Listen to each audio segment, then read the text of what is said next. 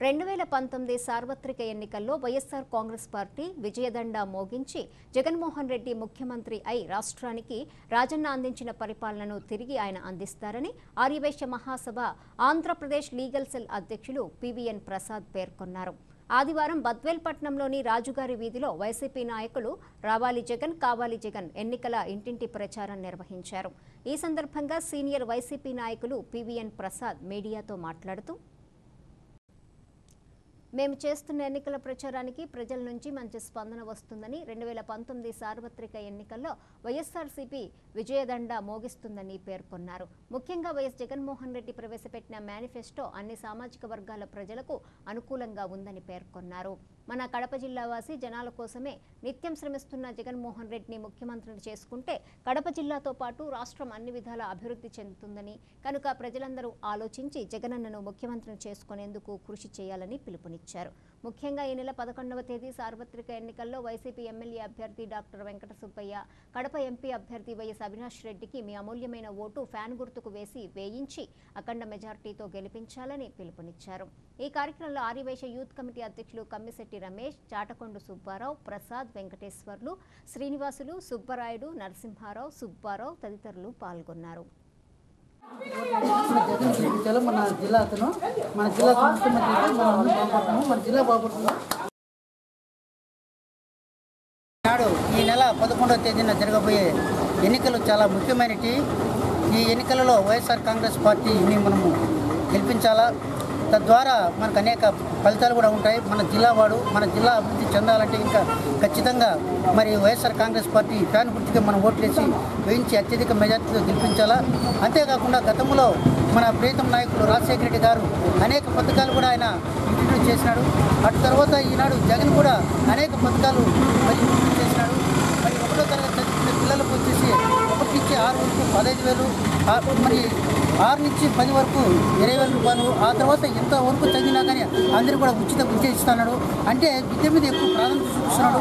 అంతేకాకుండా ఈనాడు డాక్టర్ మహిళలు కూడా మరి ఆయన ముఖ్యమంత్రి అయిన వెంటనే డాక్టర్ మహిళలు రుణాలన్నీ కూడా మాఫీ చేస్తానంటున్నాడు. అంతేకాకుండా మళ్ళీ 5 ఏళ్ళు కూడా మనిషికి 75,000 రూపాయలు తీర్చాలని కూడా ఆయన సిద్ధపడ్డాడు. అనేక రకాలుగా విద్యా పెన్షన్లు అయితేనేమి అన్నీ చేస్తున్నాడు. గతంలో కూడా మన ఓసీలకైతే కనుక ఎలాంటి ఉద్యోగాలు వచ్చేవి కాదు. మరి రాజశేఖర రెడ్డి గారు పెట్టిన ఈ ఫీజు రింబర్స్మెంట్తోనే అందరూ కూడా మరి బీటెక్లు చదువుతున్నారు. అందరికీ కూడా ఉద్యోగాలు వస్తున్నాయి. మరి అదే పంజాలో మన జగన్ గారు కూడా అదే తిన్నాడు. అదే విధంగా కూడా ఆయన కూడా విద్యకు ఎక్కువ ప్రాధాన్యత ఇస్తున్నాడు. అందరికీ కూడా కులాలకు మతాలకు అతీతంగా అందరూ చదువుకోవాలనే ఉద్దేశంతోనే ఆయన అందరికీ కూడా ఉచిత విద్యను ఇస్తున్నాడు. మరి అలాంటి వ్యక్తిని మనం ముందుకు తీసుకొని పోవాలి, ఎంతైనా అవసరం ఉంది. నిన్న కాక మొన్న మరి నంద్యాల ఎలక్షన్లో మరి నారా చంద్రబాబు నాయుడు వైఎస్ఆర్ కార్పొరేషన్ పెడతా అన్నాడు. పేరుకు మాత్రమే కార్పొరేషన్ పెట్టాడు కానీ మరి కార్పొరేషన్ మొన్న ఎలక్షన్స్ అనగా 2 రోజుల ముందు కార్పొరేషన్ పెట్టినట్టు డిక్లేర్ చేసినారే కానీ మరి ఫండ్స్ మాత్రం ఏమాత్రము రిలీజ్ చేయలేదు. కానీ అంబికా కృష్ణ వచ్చేసి మొదటి సంవత్సరంలో 30 కోట్లు ఇచ్చినాము కార్పొరేషన్ పెట్టి, తర్వాత 50 కోట్లు ఇచ్చినాము, ఇప్పుడు మళ్ళీ ఒక 50 కోట్లు ఇచ్చినామని చెప్తున్నాడు. ఆర్యవైశ్యులు మోసగించేదానికి మరి చంద్రబాబు నాయుడు డైరెక్షన్లో అంబికా కృష్ణ గారు అలాంటి తప్పుడు సమాచారాన్ని అందజేస్తున్నాడు. అది వాస్తవం కాదు. కేవలము ఆర్యవైశ్య ఓట్లను కొలగొట్టడానికే ఈ కార్పొరేషన్ పెట్టాము, తద్వారా మీకు రుణాలు ఇస్తామని చెప్పినారు. ఇంతవరకు కూడా ఏ వయసుని కూడా రుణాలు ఇచ్చిన దాఖలాలు అయితే లేవు. మొట్టమొదట సంక్షేమ నిధి కోసం 30 కోట్లు మాత్రమే కేటాయించినారు. కానీ కార్పొరేషన్ పెట్టామని అబద్ధం చెప్తున్నారు. మరి నంద్యాల మరి జగన్ గారు నంద్యాలలో వైఎస్ఆర్ కార్పొరేషన్ పెడతామని కూడా చెప్పినారు. గెలిచిన వెంటనే కార్పొరేషన్ కావాల్సినంత నిధులు కూడా కేటాయించి ఆర్యవైశ్యులకు అభివృద్ధికి తోడ్పడతారని కూడా జగన్ గారు చెప్పడం జరిగింది.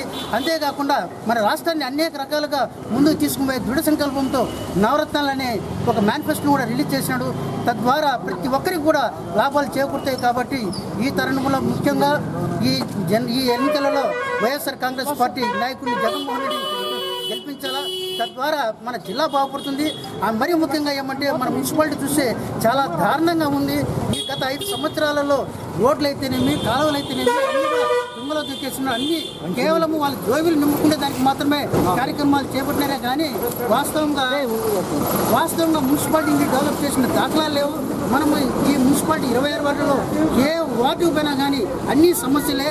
అసలు తెలుగుదేశం పార్టీ వారికి ఈ బద్వేల్ మున్సిపాలిటీ ఏరియాలో ఓట్లు అడిగే హక్కు కూడా, నైతిక హక్కు కూడా కోల్పోయినారని మూలంగా చెప్తున్నాను. కాబట్టి మనమందరం కూడా మన జగన్ గెలిపించాలా, వైఎస్ఆర్ కాంగ్రెస్ పార్టీకి మనము ఫ్యాన్ గుర్తుకు మనకు ఓట్లు వేయాలా. 11వ తేదీన మనకు ఎన్నికలు జరుగుతున్నాయి.